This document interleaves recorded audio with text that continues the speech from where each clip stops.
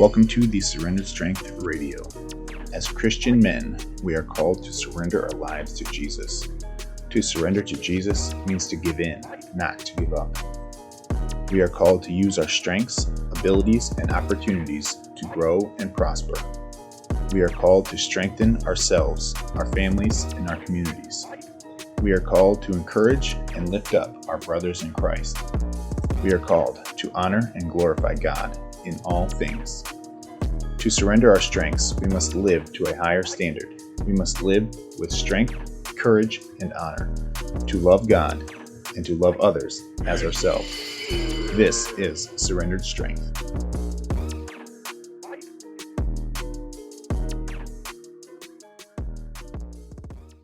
What's up, men? It's Nylan from SurrenderedStrength.com, and you are listening to the Surrendered Strength Radio.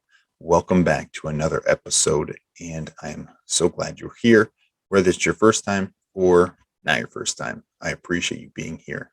Before we get into today's topic, there's a couple things I want to talk about. First, please leave a review and rate this podcast and share it with other people. We want to help as many men as possible to just strengthen them and encourage them to honor God with their lives, with their abilities, with their opportunities that they've been given. So, we cannot do that if you guys aren't sharing and, just putting this in front of other people. So I encourage you to do that. Also, June 11th through the 15th, I'm hosting a 5-day challenge where we are going to discuss and dive into, what God is calling you to do and how He is calling you to use your strengths, your abilities, your opportunities to honor and glorify Him. We've all been given a general purpose of how we are to honor and glorify God. But what does that actually look like in our day-to-day life? So we are going to be going through that and really diving into what that looks like in a day-to-day life, and how our physical, our spiritual, and our mental strengths and abilities all line up, and how God has given us different abilities that we are to use for His glory. So I encourage you to join me in that. Again, that's June 11th through the 15th. I'm only probably going to have it open for the first 10 to 15 guys. So get signed up. You can get signed up by either messaging me on Instagram, or you can go into the link in the bio and you will see the 5-day link challenge button. Just click on that and fill out the form so you can get signed up. So again, get on that as soon as possible, because it's going to be limited to the number of participants. With that, let's get into today's topic. Today's topic is becoming a surrendered man. So similar to what I talked about with the challenge, what does that look like? What does it look like to become a surrendered man, a man that is going to live his life for the glory of God? We hear the verse of whoever gives up his life for my sake, he'll find life. And that's ultimately what we are doing. We are giving up our life for the life of Christ, for eternal life. And when we do that, it is, you can't, until you experience it, you will never truly know it. But when you give up your life, this life, and live for Christ and for God, you'll be missing out on a lot of joy, a lot of peace that God offers. And guess what? You still get to enjoy the things of this life. And so what does it look like to become a surrendered man? It looks like every other day. Our day-to-day doesn't change. When I first became baptized and chose to give my life to Christ, I was trying to figure out what I needed to do different and how I was going to change my life. Well, that was on a Sunday. I got baptized on a Sunday at the end of a church service, and the next day was Monday. So I had this uplifting, great feeling through Sunday, and then Monday rolls around and I have to go back into my daily routine, and and that uplifting feeling was still kind of there, but how was I going to honor and glorify God by going and doing all the things that I had to do, because what I had to do didn't change. So once we surrender our lives to Jesus, it's not that our daily schedule changes, it's how we approach life changes, and how we approach every situation. So we're going to talk about that. uh, I think before we get into the approach of once we have surrendered, I want to talk about a little bit about the that first step, or maybe before that first step, the fear of surrendering our lives to Jesus. Because I've been there.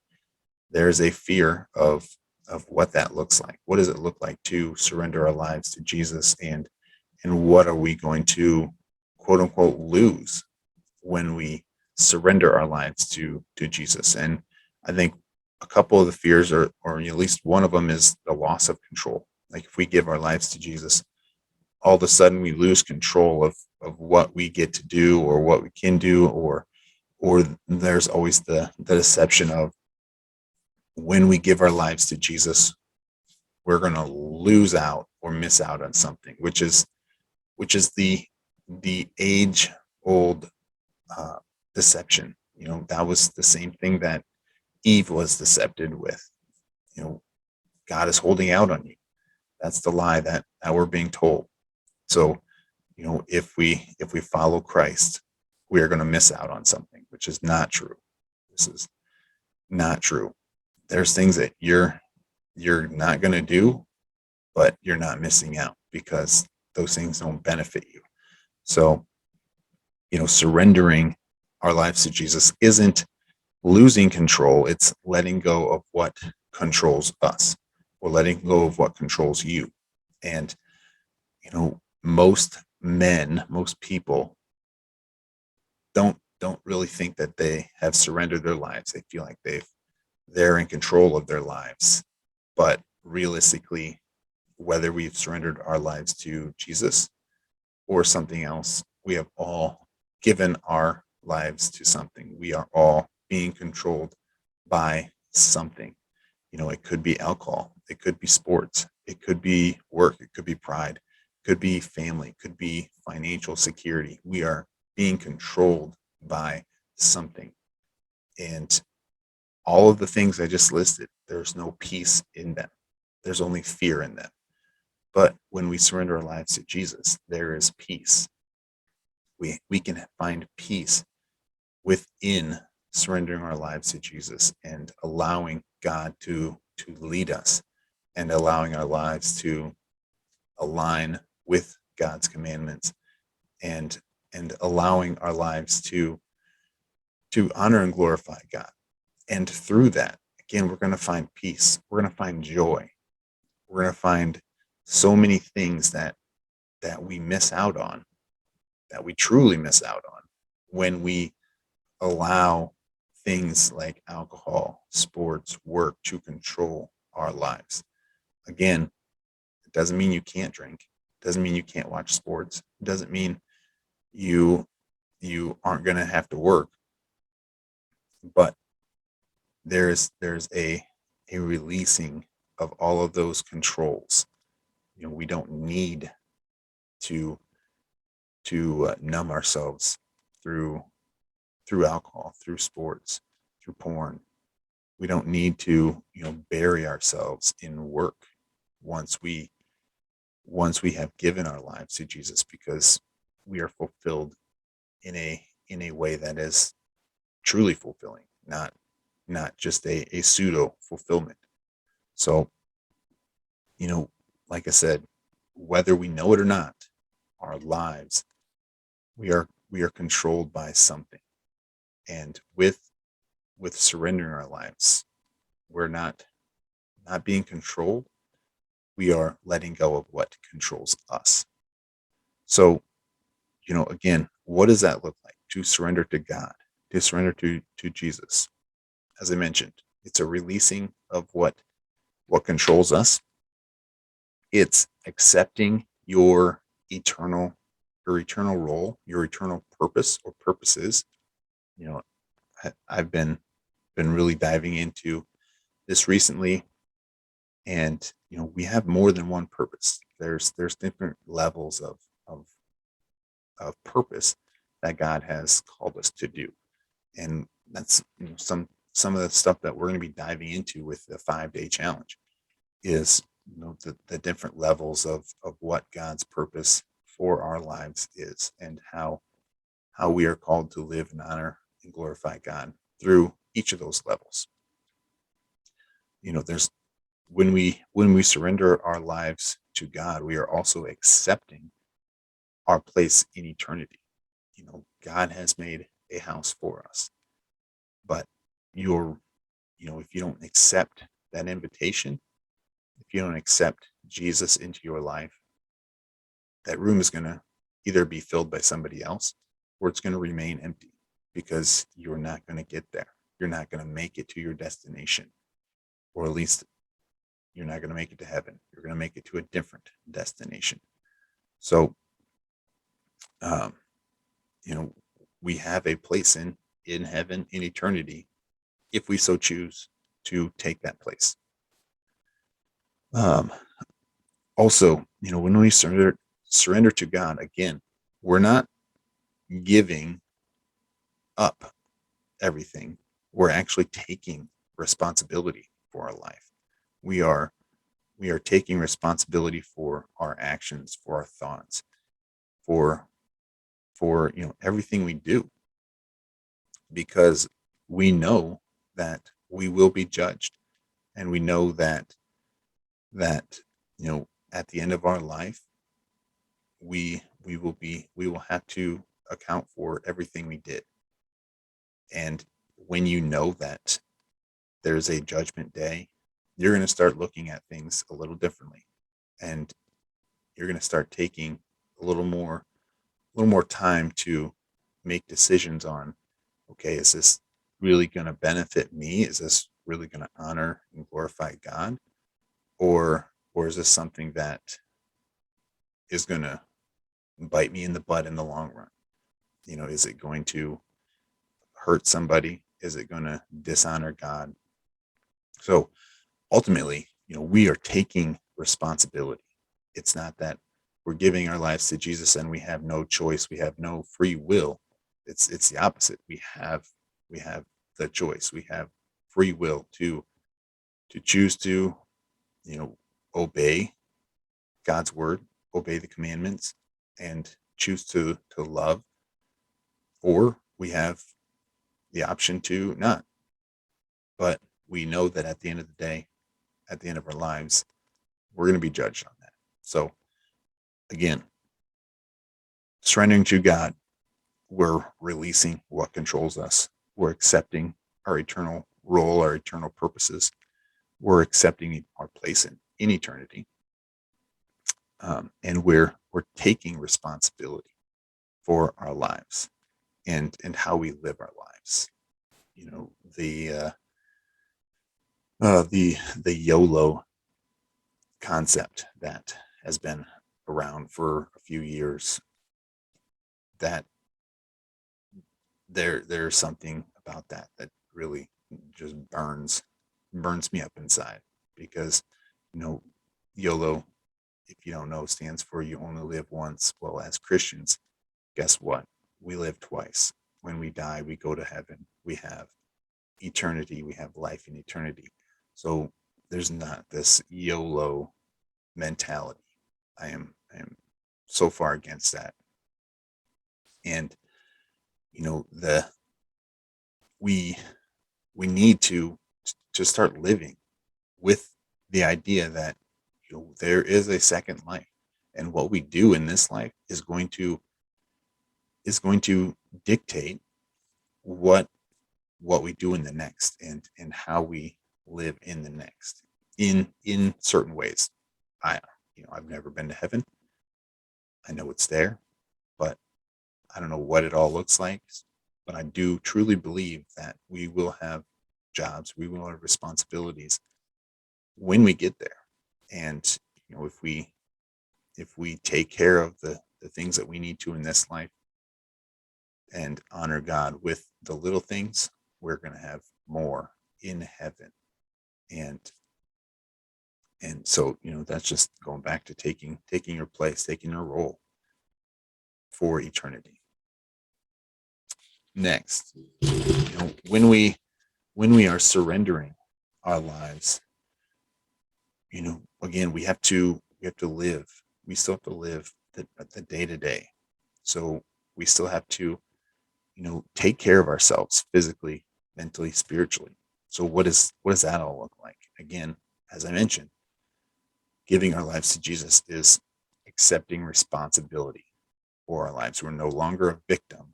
We are accepting responsibility. So, within those three areas of strength, the physical, the mental, and the spiritual, what does that look like? When we take a responsibility for our lives, we're going to start improving our physical health, and we're going to maintain our physical health. And you know, growing up, and you still hear it today, that maintaining our health and being healthy, living a healthy lifestyle will expand, or increase your lifespan. And as a fitness trainer, a strength coach, I I can tell you right now that that's possible. But at the same time, we could all die in a car accident today. So yes, improving our health, our physical health, could increase our lifespan, but that's not how we need to be thinking. We need to think with the mentality of, you know our life could end at any moment, but we're going to live in a way that honors and glorifies God. And to do that, we have to improve ourselves physically. We have to maintain what God has given us. He has given us our bodies, our abilities. So we need to exercise. We need to put food in our bodies that God has actually created, and that's going to fuel us and bring life to us. So one of the things that I've really started to ask myself is, does this add value to me, and does this honor and glorify God? Whether I'm looking at food, whether I'm looking at different activities that I may or may not want to do. And first and foremost, if I answer no to, does this add value to my life, like, or to the lives around me, I don't want to do it. Because why would I want to do something that doesn't add value to my life, or to the people around me, my wife, my kids, friends, family. If it's not adding value to me, then why do it? Now, maybe there's things that you could say yes to. And then we ask the second question: does this honor and glorify God? And again, if the answer is no, why would you want to do it? Maybe an example of my life was, when I went to college, I got into drinking, and and I walked, kind of walked away from God, if you, more or less. And as I walked back to God, and went back to um, back to living a life that is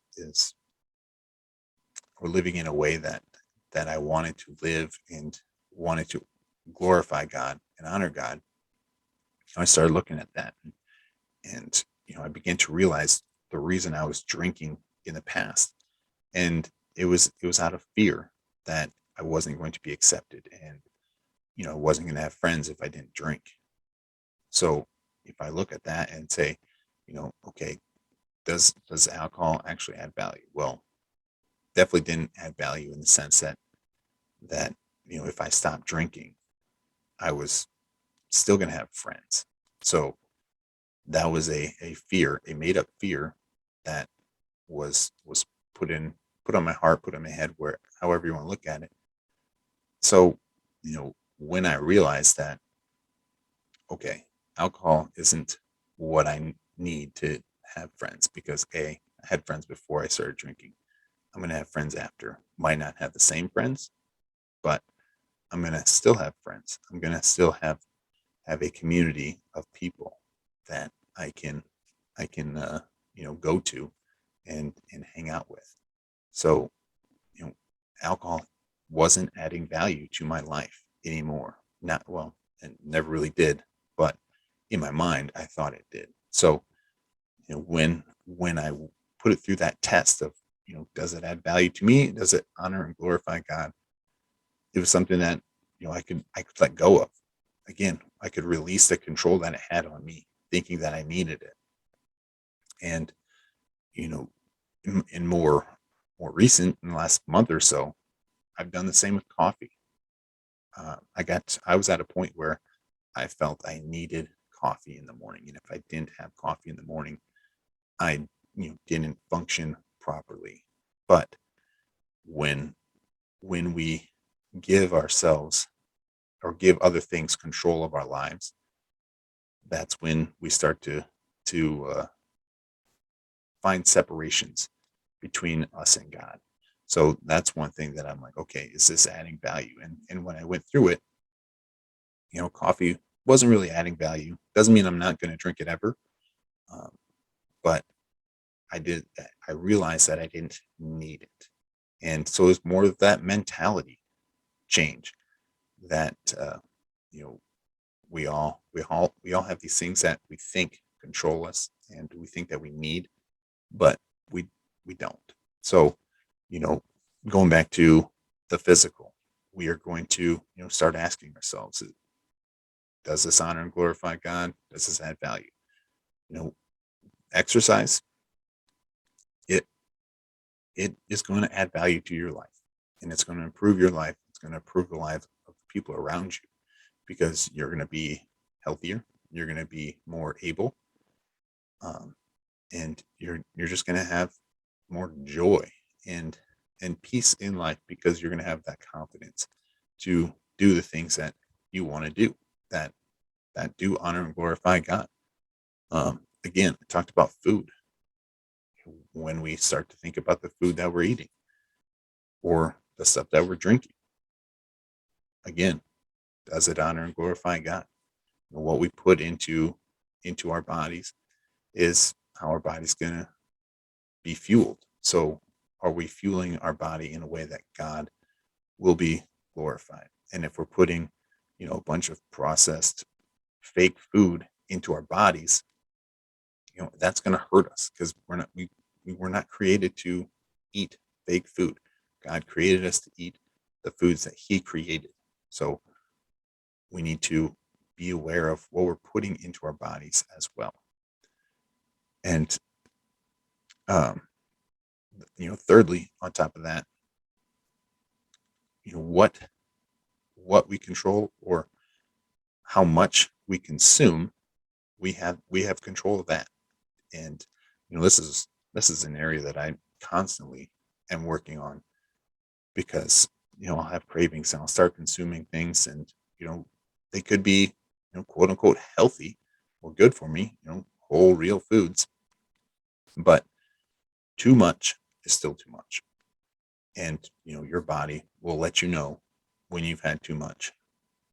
So that's just another area within our physical strength and abilities that we can't control, and we're called to be self-controlled. So living as a surrendered man, we're going to be improving our physical health through exercise, through our eating, and through exercising self-control. So that's the physical. Mentally, what does surrendering to God look like mentally?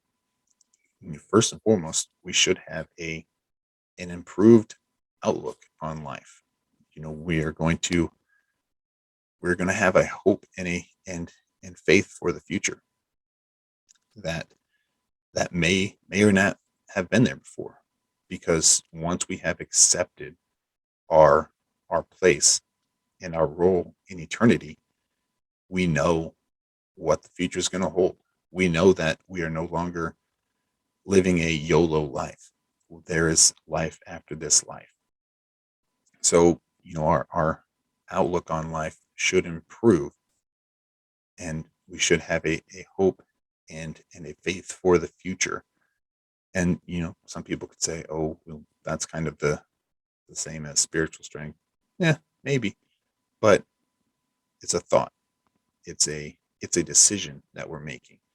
So our mental strength, every choice that we make comes from our mind. So it's a mental outlook, uh, a hope and faith for the future.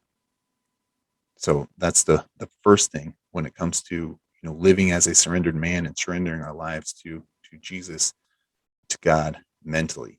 We should be improving, or should improve, our outlook. Secondly, we're going to be, as we're called to be self-controlled. We're going to be able to control and manage our emotions better. Because when we give our lives to Jesus, we're going to be reading the Bible and learning from the Bible. And it says in there that our emotions they're real, but we should be controlling them. So we're going to start to slow down, and we're going to start analyzing our response to things instead of just reacting to the things of this life. We can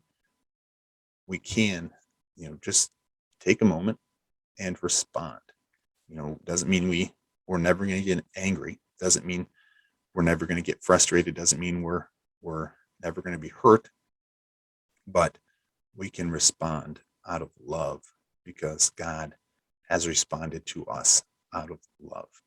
So we start to think about the way our response honors and glorifies God, and also adds value to our lives. If we get angry and do something rash, does it add value to us? No.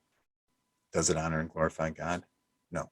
So we should be, whether you are there already, or just working on it, we should be improving our ability to manage and control our emotions and our choices in general. So as a surrendered man, again, we are taking responsibility for our mind.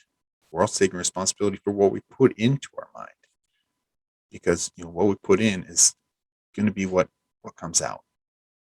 So if we're putting good things in our mind, reading and listening to things that are positive and uplifting, that's what we're going to get out. If we're not, we're going to get stuff that isn't positive and uplifting. So that is our mentally our everyday life, and what it looks like, and how we take responsibility for that as a surrendered man for God. Now, spiritually, this is where a lot of people think this is what's going to change. And yes, there's changes, but again, our faith is lived out through our physical body. So, we have to take what we gain spiritually and implement it into our physical life. So, as a surrendered man, spiritually, we're learning wisdom through God's word. we are we are able to communicate with God directly. And if you haven't done this or haven't been able to do this, it takes time, but you have the ability to communicate with God, with Jesus directly. He will speak to you through your heart. So, you know, this this doesn't happen though if we are not surrendered. Um, I do think that God is always nudging us before we are surrendered to come back to Him, and and obviously that's a way of communicating. But if we are not surrendered to Him and giving Him time to speak into our lives, then we're going to miss out on a lot of what God is trying to tell us. And I can tell you from my experience that there's a lot and a lot of good things that God wants to tell us and just share with us. And from that, there's so much hope and peace that we can gain when we just stop and listen and truly listen and hear God speaking to us. So um, then, we talk about communicating with God. Another part of that is prayer and meditation. Meditation just being focusing on God, focusing on God's word. And um, again, people can say, "Oh, communication and prayer are the same thing." Yes, and we can communicate with God through prayer, but it doesn't always have to be prayer. It can be simply asking God questions and allowing God to speak into our lives. That's some of the things that I do with my morning routine before I you know do anything else. Really is pray, read the word, and then ask God questions. Um, Typically, it's Lord, what would you say to me this morning? That's that's probably the most typical question I ask, and sometimes it's the same as the day before. Sometimes it's different, and um, there's just so much peace and joy that comes out of knowing that God will answer our questions and speak directly to us. And again, when I started this, it took time to develop, and now I'm honestly in a season where I'm feeling attacked, and that the distractions that the devil is putting in place, because he's always going to be distracting us and trying to separate us from God, from hearing His word, and enjoying what God is offering. So I'm in a place where I have to pray against those lies and distractions and the evil spirits a lot more than what I've had to in the past, just to hear God's voice. Because when we're distracted, for me, I start thinking about different things, and when we're thinking about focusing about something in this world, we can't, or we're not going to be able to hear God's voice.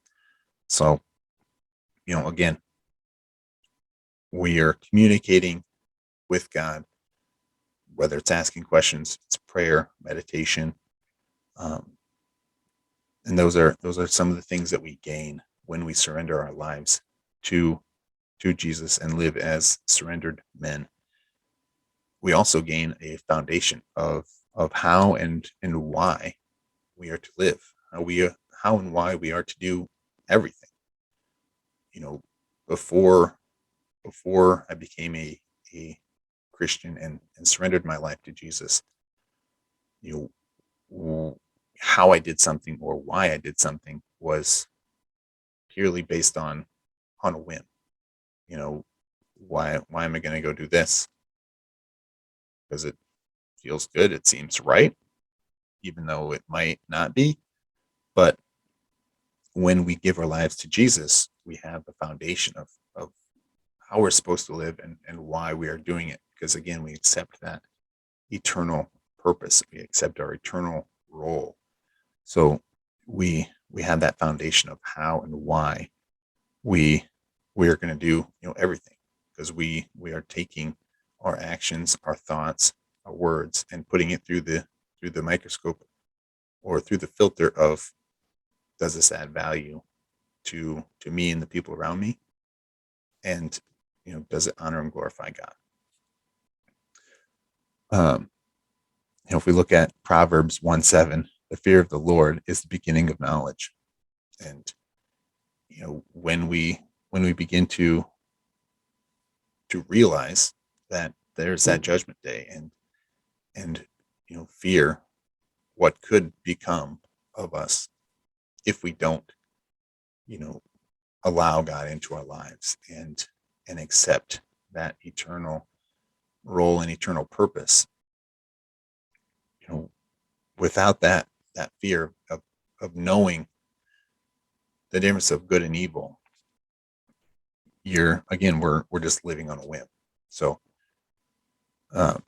just to recap, living as a surrendered man, we improve our lives physically, we improve our lives and our outlook on life mentally, and we improve our knowledge, our wisdom, and we improve how we live life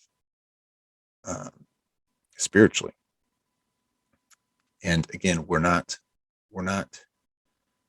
giving up control of our lives. We are releasing what controls us when we give up our life, or when we give ourselves to Jesus and live as surrendered men. And the last notes that I have: as a surrendered man, we can live a life of purpose, passion, and love. And again, when we have, or when we accept that eternal role, eternal purpose, we're going to find passion, because we're going to realize God's role and why he has given us different abilities and specific abilities to our lives. And we're going to learn to love ourselves more, love the people around us, and love God more. So, men, that's it. I encourage you to continue, if you've already been there, or if you've already given your life to Christ, to continue to live as a surrendered man, and to continue to just lean into what God is calling you to. If you haven't began living your life as a surrendered man, then I encourage you to join the 5-day challenge in June 11th through the 15th. It's going to be a Zoom challenge, but we're going to cover the areas that I talked about today. Living as a surrendered man, understanding your identity in Christ, understanding the purposes that God has put in your life, and understanding how you can use your physical, your mental, your spiritual strengths to honor and glorify God. And by doing that, by honoring and glorifying God, you are going to improve your life in this world. So I encourage you to, again, go to Instagram, surrendered.strength, and click on the link. It'll take you to a box. You'll see the 5-day challenge. Fill out the form so you can join us and just continue to dive deeper in your faith and live in a way that honors and glorifies God, which will improve every area of your life in this life. And again, please leave a review, rate a podcast wherever you listen to your podcast. Lots of different platforms. And men, I appreciate you guys listening, and I am proud of you for choosing to live and live in a way that honors and glorifies God, and to surrender your life to something greater than the things of this world. So, with that, continue to strengthen yourself, encourage others, and by doing that, we honor and glorify God. Thanks for listening to the Surrendered Strength Radio. Connect with me at surrenderedstrength.com. Be sure to share this podcast with other brothers in Christ, family, and friends. Until next time, remain strong, courageous, and honorable, loving God and loving others as yourself.